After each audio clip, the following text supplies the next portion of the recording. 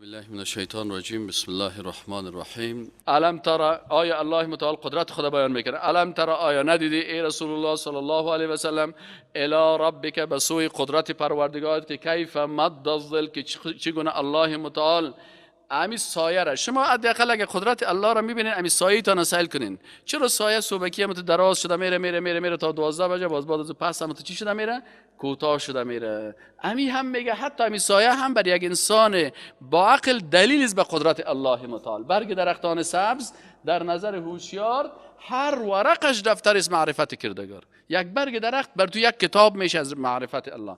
امی سایت هم دلیل است به قدرت الله که زمین چه قسم دگردش است، آفتاب چه قسم غروب میکنه، طلوع میکنه، سایه چرا طویل میشه، چرا کوتاه میشه. علم ترى، آیا ندیدی الی ربک، الی قدرت ربک، کیف مد الظل، که الله متعال چگونه به قدرتش که او رب خالق است، رب خلق کننده است، رب مالک است، رب متصرف است. ندیدی به طرف ربت که چه قسم تصرف میکنه در کائنات. کیف مد الظل، که چگونه دراز میسازه سایه را. ولو شاء لجعله ساکنا، اگر الله میخواست امی سایه را ساکن میساخت. سایه انسان یک قسمی بود، لکن نه، یک دفعه طویل شده میره، باز پس کوتاه شده میره. ثم جعلنا الشمس علیه دلیلا، سپس گردانیدیم آفتاب بالای از او دلالت کننده. ثم قبضناه الینا قبضا یسیرا، باز ما کم کرده رفتیم امی سایه را الینا به طرف قبضا یسیرا، اما تا آیسته آیسته تدریجی پس خرد شده میره، سایه خرد شده میره. این کلش دلایل است به چی؟ به اینکه شما به طرف کهکشان ها ببینین، سیارات ببینین، نظام فلکی ببینین، نظام شمسی ببینین، این کل از شما حاصل کنین. و هو الذی، و الله ذاتی است که جعل لكم اللیل لباسا، گردانید شب را مثل لباس واره. شما کلتان خاموش هستین، آرام هستین، استراحت میکنیم. و النوم سباتا، و خواب را بر چی گشتان؟ بر شما. سباتا برای آرامشتان، که ذهنتان، اعصابتان بسیار خوب راحت میشه وقتی که خواب کنین.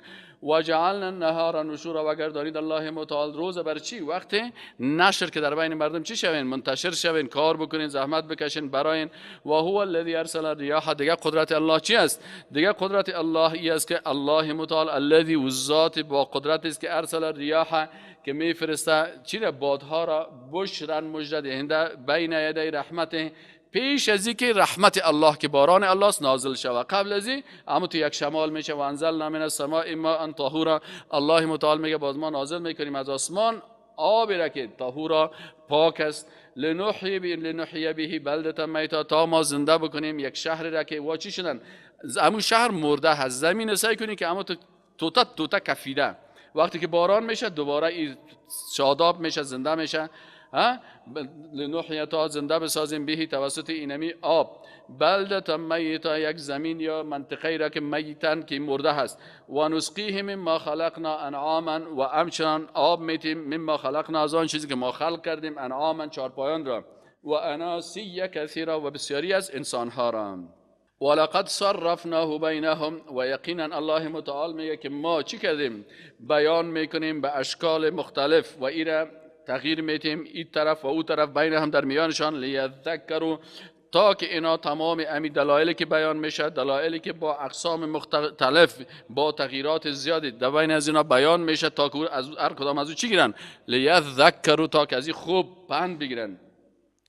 فابى اکثر الناس الا کفورا، پس ابا ورزیدن اکثریت مردم. چرا این ابا ورزیدن از اینا نبود مگر به خاطر چی؟ کفران و ناسپاسیشان. کفران چی است؟ که اینا حقیقت توحید درک نکردن، از این خاطر ناسپاس هستن، الله را نشناختن، صفات الله را نشناختن. ولو شئنا لبعثنا فی کل قریه نذیرا، اگر میخواستیم لبعثنا میفرستادیم فی کل قریه، در هر قریه، نذیرا ترساننده. پس ما بر تو فقط بر کل جهان تو پیغمبر فرستادیم. اونطوری میتونستیم مثل بنی اسرائیل ورد هر قریه یک می بود. نه، الله متعال میگه که ما تو را به تمام بشریت فرستادیم. پس وقتی که تو دعوتگر هستی و تو پیغمبر بر تمام بشریت هستی، فلا تطع الکافرین، پس اطاعت از کافران، فرمانبرداری از کافران نکو. و جاهدهم به جهادا کبیرا، و به امرای کافرها جهاد بکو، جهاد بسیار بزرگ. و هو الذی، و الله دیگه قدرتش چی است که مرج البحرین، دو بحر را یک جای خلق کرده، یک جای کرده دو بحر را.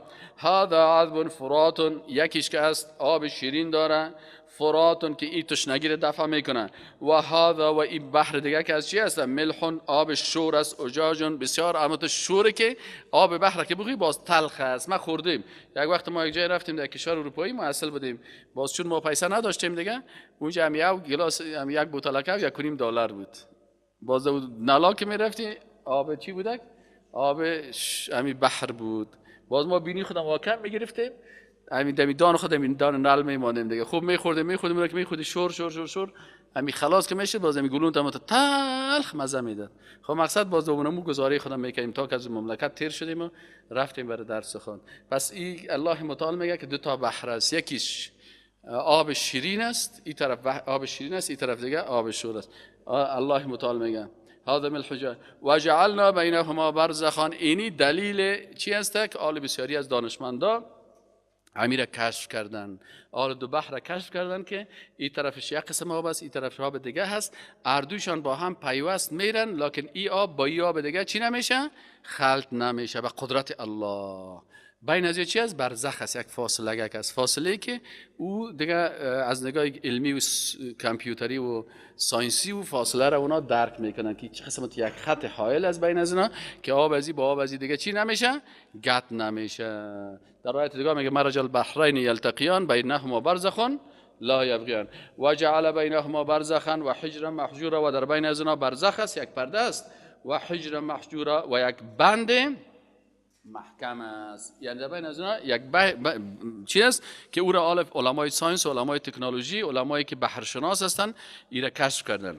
و اینی چیزی را که قرآن عظیم شان 14 قرن قبل گفته این مردمای عقب مانده و مردمای عصر جاهلیت و مردمایی که در تکنولوژی نمیفهمن این را نمیفهمن، لکن انسان‌های متخصص مسلکی ساینسدان وقتی که قرآن را میفهمن که 14 قرن قبل نازل شدن و این مسائل است که امروز ساینس را کشف کردن، اکثریت ساینسدانا یا چی میشن؟ به قرآن عظیم شان تسلیم میشن و مسلمان میشن و میگن این کتاب الله است. و هو الذی خلق من الماء بشرا. و الله ذاتی است که خلق کرده از آب بشر را، یعنی انسان اصل انسان یکی اصل است یکی نسل است. اصل انسان از خاک است، نسل انسان از آب است. پس الله متعال میگه که خلق کرده از اونمو آب بشر انسان را به شکل کروموزوم های جنسی XXXY فجعله نسبا و سحرا. باز از اینا گردان فجعله پس ساخت از اینا چی؟ نسبا در بینشان که نسب پیدا میشه، رابطه نسبی، و سحرن و رابطه چی؟ داماتی. این باز بعضی ها نسبی قومتان است، بعضی خیشی که ما شما میگیم نه میگیم قوم است نسب، و سحر چی؟ یکی قومی است یکی خیشی. نسبا و سحر قومی و خیشی. و کان ربک قدیر. و یقینا که است رب تو پروردگار تو قدیر بسیار قدرتمند. و یعبدون من دون الله. و متاسفانه این مردمای بیدین عبادت میکنن من دون الله بغیر از الله متعال. 6 قسم عبادت میکنن: عبادت فکری 1، عبادت قلبی 2، عبادت زبانی 3، عبادت بدنی 4، عبادت مالی 5 و عبادت قانونی 6. و یعبدون و اینا 6 قسم عبادت هم میکنن برای کی؟ من دون الله بغیر از الله متعال. ما لا ینفعهم، با او مخلوقاتی که بر از اینا منفعت نمیتونن رسانده، ولا یضرهم و برشان ضرر هم رسانده نمیتونن. و کان الکافر علی ربه ظهیرا. و کان الکافر و هست کافر علی ربه به پروردگارش ظهیرا. ظهیر چرا میگه؟ که یعنی روی خدا به طرف خالق خود دور میته. ظهر پشت میگه. و کان الکافر و هست کافر علی ربه به پروردگارش ظهیرا پشت دور دهنده. و ما ارسلناک الا مبشرا و نذیرا. و ما ارسال نکردیم یا نفرستادیم تو را ای رسول الله صلی الله علیه و سلم مگر مبشرا بشارت دهنده و نذیرا و ترسانده. قل ما اسالکم علیه من اجر. بگو که مسئول نمی کنم شما را علیه بر وی من اجر هیچ اجر مزد الا من شاء، مگر کسی که بخواهد ان یتخذ الی ربه سبیلا، مگر کسی که بخواهد که به پروردگار خود چی بگیره؟ راه بگیره، یعنی به طرف الله روان شود. رسول الله صلی الله علیه و سلم میگه که بگو من در مقابل این دعوت خود کدام مقصد ندارم که از شما پول تقاضا بکنم یا پیسه چیز تقاضا بکنم. ما اسالکم علیه من اجر الا من شاء ان یتخذ الی ربه سبیلا، مگر ای که انسان هایی که میخواین به پروردگار خود، یعنی هدف معمی است که انسان ها هدایت شوند و به طرف پروردگار خود امر راه درست تعقیب بکنن. و توکل. و الله متعال میگه که ای رسول الله صلی الله علیه و سلم، ای دعوتگر مسلمان، وقتی که تو به طرف دین الله دعوت میکنی، باز اینجا عبادت قلبی توکل است. این تو قلبت به الله داشته باشی، عبادت قلبی را انجام بدی. و توکل علی الحی الذی لا یموت، و توکل بکو به اون ذات زنده حقیقی. متوجه هستین؟ یکی یک صفت ذاتی هست، یکی صفت موهوبی. الله که صفاتش ذاتی هست، از ما و شما موهوبی هست. موهوبی چی معنی؟ که او ذات وهاب هبه کرده. موهوب بر ما و شما، مثلا زندگی ما و شما را ذاتی نیست، این توفیق الله هست که برای ما و شما داده. اما زندگی الله که زندگی ذاتی هست، زندگی حقیقی است. و توکل بکن علی الحی، به او ذاتی که زنده حقیقی است. صفات از او ذاتی هست، نه صفاتی که مثل ما داریم موهوبی. الذی، او ذاتی که لا یموت و نمی میرد. و سبح بحمده، و تسبیح بگو بحمده، بحمد الله. و کفا به بذنوب عباده خبیرا، و کافیست به الله که با خبر باشه از گناه های بنده هایش. یعنی الله متعال گناه های بنده های خدا میفهمه. تو فقط دعوت تا بگو، دیگه محاسبه کارتون نیست. الذی خلق السماوات والارض، او ذاتی که خلق کرد آسمان ها و زمین و ما بینهما، و آنچه که در بین آسمان و زمین است، فی 6 ایام، در 6 شبانه روز. ثم استوى علی العرش، پس الله متعال قائم شد علی العرش، بر عرش استوا نمود، بر عرش کما یلیق بجلاله و عظمته.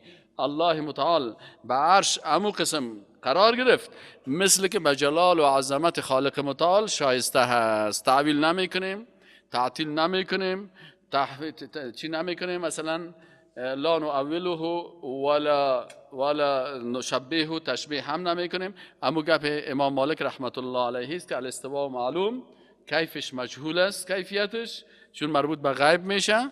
ایمان به او واجب است، چرا که الله متعال گفته ثم استوى علی العرش. و سوال از این چی است؟ بدعت است. پس اینی قسم عقیده انسان داشته باشه. الرحمن فاسأل به خبیرا، الله متعال ذات رحمان است، پس سوال بکو از او. از چی؟ از کسی که با خبر است. و اذا قیل لهم، وقتی که گفته شود برایشان که اسجدوا سجده بکنید للرحمن، برای خالق رحمان. قالوا و من رحمان، و بازی اینا میگن که رحمان کی هست؟ انسجد لما تأمرنا، آیا تو میگی که آیا انسجد، آیا سجده بکنیم لما، با آن کسی که تأمرنا، با او ما را امر میکنی. و زادهم نفورا، باز ای چی میشه؟ بازی بر از اینا هنوز نفرتشان زیاد میکنه. تبارک الذی جعل فی السماء بروجا و جعل فیها سراجا و قمرا منیرا. تبارک الذی، تبارک بسیار با برکت است، یعنی منزه است از عیبها، و صاحب جلال و عظمت است. الذی، او ذاتی که جعل فی السماء، که گردانیده است در آسمان، بروجان، برجها را، و جعل فیها، و گردانیده است در آسمان، سراجان، چراغ را، و قمرا منیرا، و ماه را که او روشن است. و هو الذی جعل اللیل و النهار، الله ذاتی است که خلق کرده است چی را؟ اللیل، شب را، و النهار، و روز را، خلفتن، که یکی پی در پی دیگه می، لمن اراد، برای کسایی که ان یذکر، که از چی بگیره؟ پند بگیره. یعنی همین خلقت شب و روز، این هم یک درس است برای شناخت خالق متعال، در صورتی که کس بگیره. او اراده شکر، یا کسی اراده توحید بکنه و شکر بکنه. و عباد الرحمن، آل صفت بیان میکنه الله متعال، چند صفت از صفات بنده های حقیقی خدا بیان میکنه. این صفات اگر کس داشته باشه، اینی بنده های حقیقی الله هستند.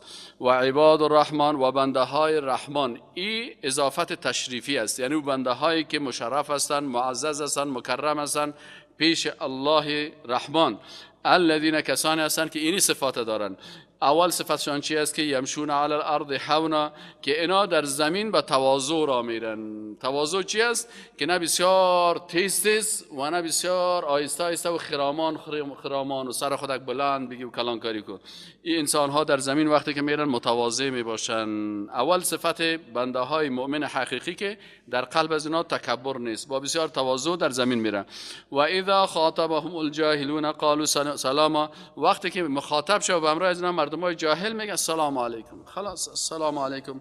بعضی کسا جاهل از دو میزنه، دشنام میته، بد میگه، زشتی، کارهای زشت میکنه. انسانهای مسلمان و دیندار کست، او در زبانش همیشه سلامتی هست، دعای سلامتی هست، دعای خیر است. الله هدایتتان کنه. والذین یبیتون لربهم، کسانی هستند که یبیتون، بیتوته یعنی شب تیر کردن میگن، کسانی که شب میگذارن لربهم بر پروردگارشان سجد و قیام، در حالی که در سجده و در قیام هستن.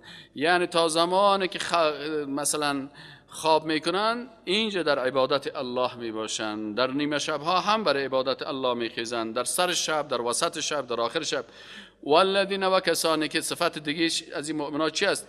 یقولون میگوین ربنا اصرف عنا عذاب جهنم. کسایی هستند که اینا وقتی که دعا میکنن توسل میکنن، توسل به نامهای الله میکنن و میگن که ربنا ای پروردگارا اصرف عنا عذاب جهنم. یعنی انسانهای مؤمن حقیقی قلبش در بین خوف و رجا می باشه، اگرچه تمام شب، در سر شب، در وسط شب، در آخر شب، روز همیشه عبادت الله را میکنه و اطاعت از الله میکنه، لکن باز هم از دوزخ میترسه، از عذاب الله میترسه، از عدالت الهی میترسه. از این خاطر همیشه میگه که ربنا ای پروردگار ما اصرف عنا عذاب جهنم، باز دار از ما عذاب جهنم را. اینا کسایی که دیگرها را میگه بیا دیگه ما پاک شدیم، قلب ما پاک شده، ما دیگه جنتی هستم، بیا که شما را چی کنم، مال تو را تزکیه کنم.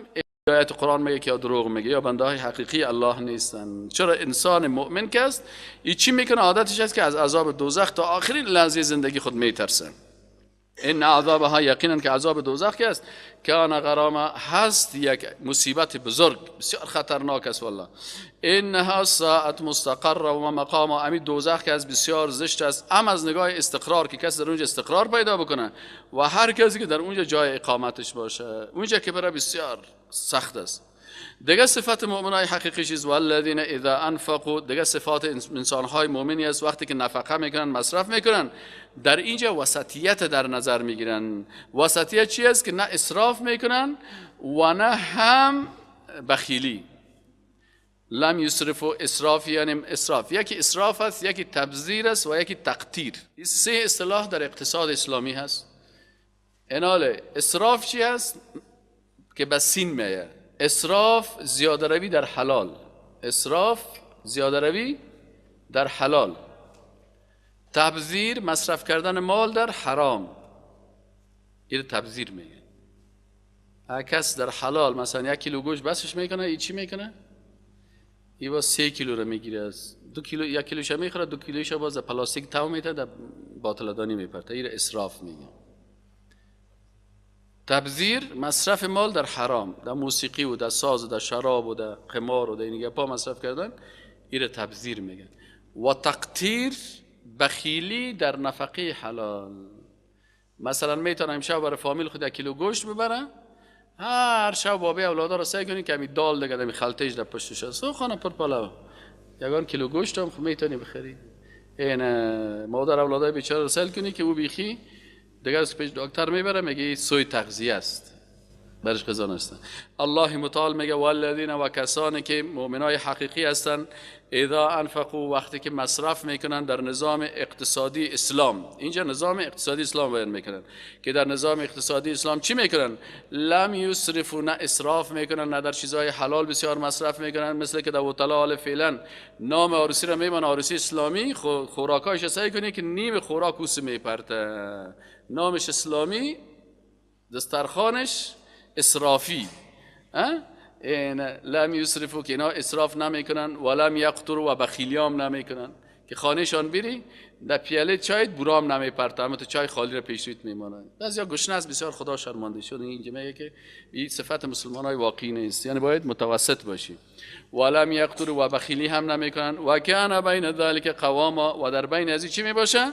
معتدل میباشه. این نظام اقتصادی اسلام است که از خانواده شروع میشه تا بر سطح خلافت زمین. والذین، و دیگه صفت انسانهای مومن چی است؟ که لا یدعون مع الله اله آخر، که اینا دست دعا بلند نمیکنن به همراه الله به معبود دیگری. ولا یقتلون، دیگه صفتشون چی است؟ که قتل نمیکنن النفس التي، او نفسی را که الله حرم الله، او را حرام کرده الله متعال، الا بالحق، مگر به حق. اگر قصاص باشه یا حد باشه از حدود الله، این درست است، اما بدون حق ایره چی میکنه؟ ایره انسان مؤمن نمیکشه. ولا یزنون، و زنا نمیکنن. یعنی نفس مسلمان به حق چه وقت کشته میشه؟ مسلمان وقتی که قصاص باشه یا حد از حدود الله باشه.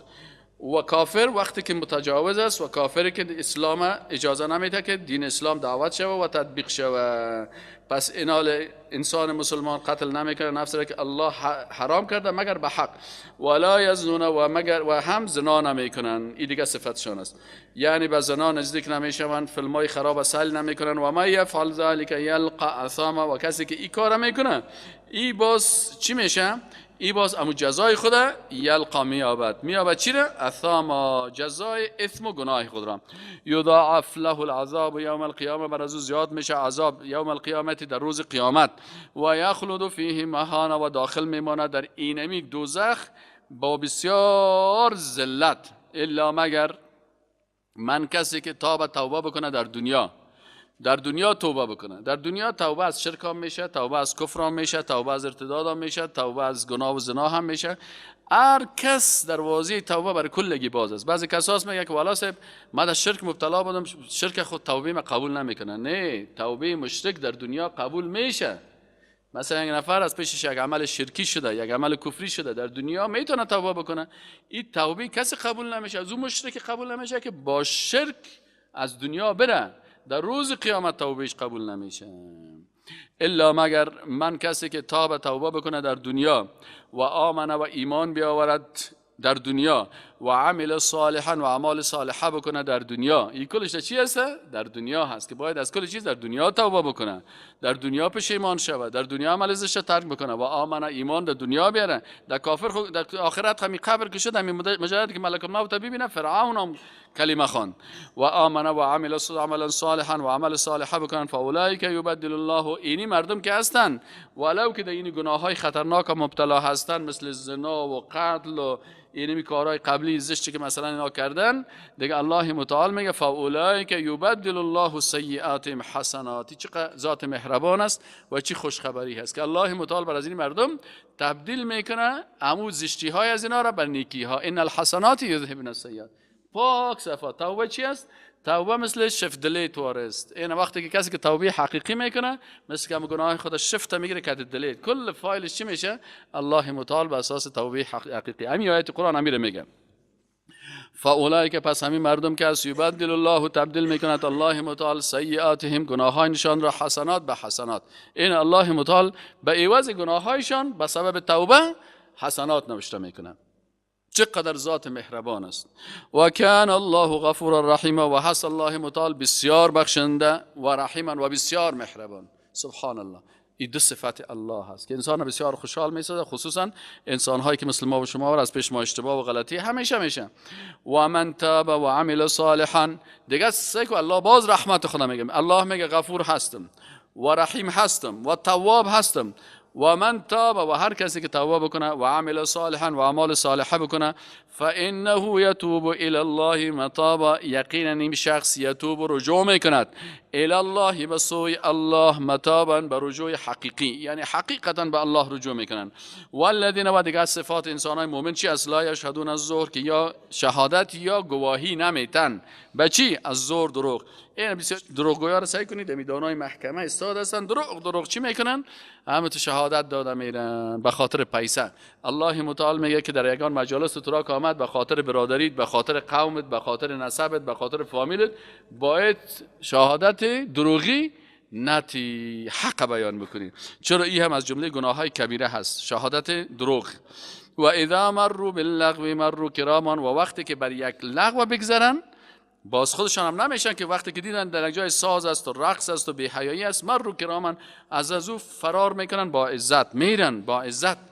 تو نمیشه که ببینی که اوه مرا خواردار شد ما خدا نگاه بکنین، یک دفعه خود از ایران میورداره. بسیاری کساست همین مجالس فسق و فجایع که آمد باز خودشان غرق میشه. الله متعال میگه نه، اینا وقتی که این بدی ها را دیدن از این چی میکنن؟ فرار میکنن، مرور میکنن کرامان، بسیار با عزت، کرامت خدا حفظ میکنن. خدا کت به حیا نمیسازه، کت زناکارا زنا نمیسازه، کت مردمای بیدین و فاسق و فجره. این مجلس کسی که در مجالس فسق، در مجالس شرک، در مجالس گناه میشینه میگه نه همت ما گوش میگیرم باش که اینا چی میگن. الله متعال میگه تو در صف مؤمنای حقیقی نیستی، خطا دادی خدا، بازی دادی خدا. اذا مروا باللغو، لغو چی هست؟ لغو همین سخنهای بیهوده. حال بسیاری مردم ها حتی در مجالس کفری میشینن، در مجالس شرک میشینن، در مجالس بدعت میشینن. الله میگه که لغو باشه، ولو که شرک و کفر و بدعت نباشه دی باید نشینی. یا باز میگه نه ما در مجالس میشینیم یگان گپا رو یاد بگیریم، یگان مسائل یاد بگیریم. الله متعال میگه سکو وقتی که بیادبی در مقابل الله میشه، به ضد دین الله گپ زده میشه، تو دو مجلس چی در دیگه آیت قرآن میگه تو هم مثل شان هستی. اگر اون لحظه عذاب الله نازل شود، عمر رضی الله عنه میگه در مجالس فاسقا و بدعتکارا نشینین، چرا سخط الله، غضب الله نازل میشه، که نازل شد تو را هم میگیره. اینقدر سخت است. خب و اذا مروا، وقتی که مرور بکنن باللغویات، چیزای بیهوده، مرور میکنن، میگذرن، فرار میکنن، کراما با بسیار عزت.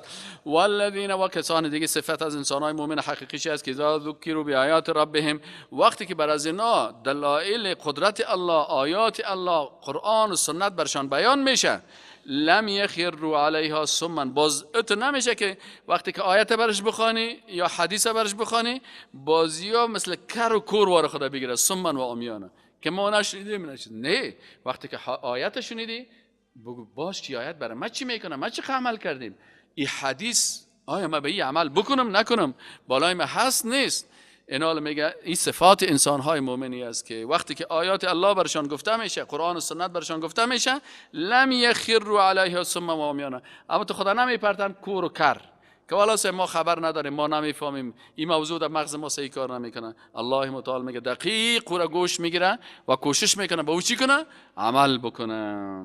والذین، و دیگه صفات مؤمنای حقیقی چیست که یقولون، میگن ربنا، ای رب ما، ای خالق ما، ای روزی دهنده ما، ای شفا دهنده ما، ای زنده کننده ما، ای میراننده ما، هب لنا من ازواجنا و ذریاتنا قرة اعین، ربنا ای پروردگار ما، هب بخشش بده لنا برای ما، تو ذات وهاب هستی، بر ما بخشش بکن، من ازواجنا از همسران ما، و ذریات ما و از اولاد ما، قرة اعین. قرة اعین چیست که یعنی او خنوکی چشم، که یعنی یگانه که میگه نمی طفل تو را الله متعال بر تو چی بگردانه، نور چشمت بگردانه، آرامش برای چشمت بگردانه. این قسم دعا میکنه که پروردگارا امی اولادای ما را، خانم ما را، فامیل ما را هدایت بکو، برای دین موحد بگردان، شریعت الله را تطبیق بکو، تا که آرامش قلبی بر ما شود و چشمای ما با دیدن از اونها خوشحال شود. چرا اگر یک نفر، یک پدر اولاد خود در حالت زشت میبینه که نماز نمیخونه یا قمار میزنه یا سیگرت میزنه، همین چشمای پدرش هم تو پر از عشق میشه، بازو قرة اعین نیست. دقت چی است؟ او غم بر از جور میشه. وجعلنا، دیگه دعا میکنن چی میگه؟ میگه وجعلنا للمتقین اماما، ای پروردگارا مرا امام متقیان بگردان، یعنی مرا کسی بگردان که من دعوتگر دین باشم و مردمای متقی در چهار اطراف من نشسته باشه، برای از اونها گپ دین و توحید بگردانم. از این معلوم میشه که هر مسلمان باید دعوتگر باشه، هر مسلمان به خاطر امامت و بزرگی باید چی کنه؟ کار بکنه که خودش جگرها را به طرف دین الله به تقوا بکشانه. اتونه که به ما چی؟ رشته من نیست، مسلک من نیست. این دعا را هر انسان مؤمن میکنه. اولایی که پاداش از اینا چی است؟ میگه این کسایی که این صفات داشته باشه، الله متعال میگه یجزون الغرفه.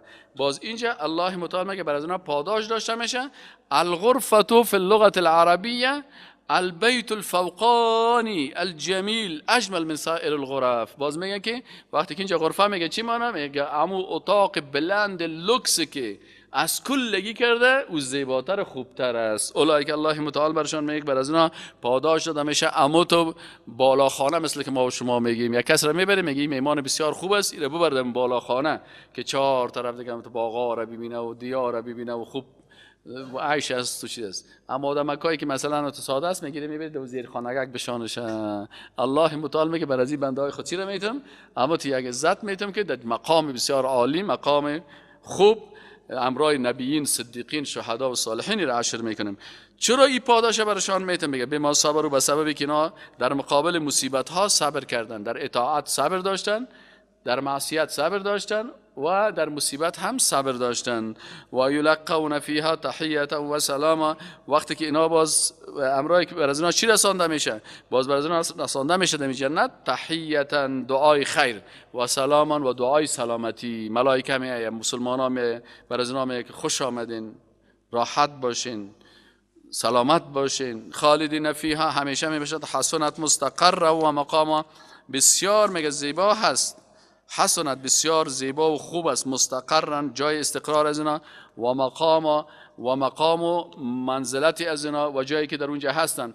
قل ما یعبأ بکم ربی لولا دعاکم، بگو پروا نمی کند بکن به شما ربی پروردگار من لولا دعاکم، اگر نباشد عبادت و دعای شما. فقط کذبتم، برای دشمنای الله بگو که فقط کذبتم، یقین که شما تکذیب کردین. فسوف یکون لزاما، در مقابل او بنده های بالا عزت الله، این مردم های بیدین که است، باز برای میگه که الله متعال هیچ برای شما کدام عزت و منزلت نیست اگر شما پیرو شریعت و دین الله نشین. فقط کذبتم، شما تکذیب کردین و شما فسوف یکون لزاما، شما ان شاء الله براتون امو جزای لازم بر شما داده می شود. سبحانك اللهم و بحمدک اشهد ان لا اله الا استغفرک.